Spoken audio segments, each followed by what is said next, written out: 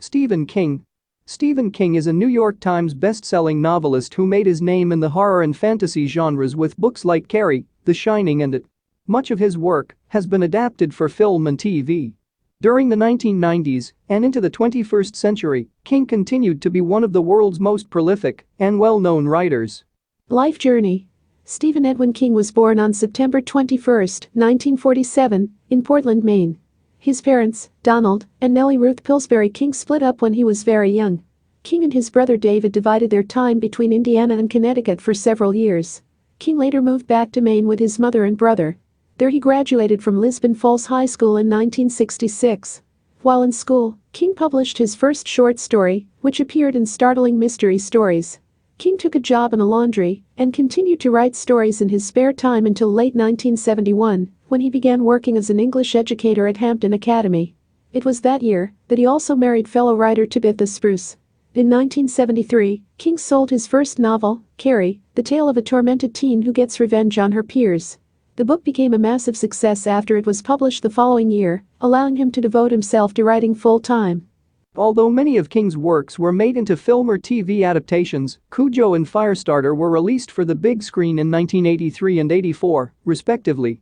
For a good portion of his career, King wrote novels and stories at a breakneck speed. His compelling, thrilling tales have continued to be used as the basis of numerous films for the big and small screens. King continues to create and is involved in provocative projects. He has worked directly in television, writing for series. In 2011, he published 11/22/63, a novel involving time travel as part of an effort to stop the assassination of President John F. Kennedy.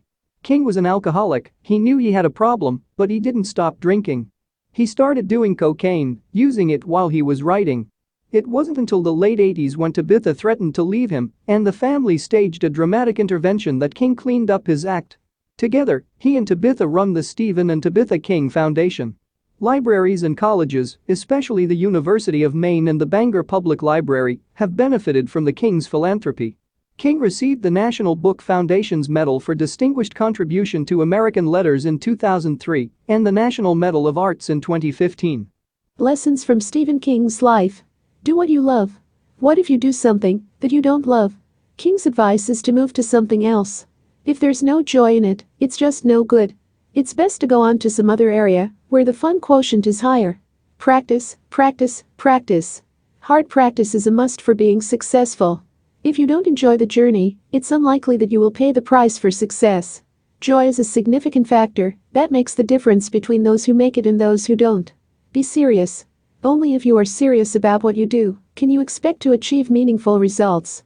Being serious means being committed to master your field. Ignore naysayers. There are always people who try to discourage you no matter how hard you've tried. So rather than getting intimidated by them, ignore them and move on. Be consistent. Being consistent isn't easy, but it pays off. While what you do daily might seem simple, doing it consistently will make a big difference in the long term. Keep the momentum going. When the momentum is there, you can complete your work with much less time and energy. So keep the momentum going and don't lose it. Study the work of others. Studying the work of others gives you two important benefits. First, it teaches you about the right way to do things. Second, it teaches you about the wrong way to do something. Both are useful. Thank you for watching the video. Do like and subscribe for daily updates.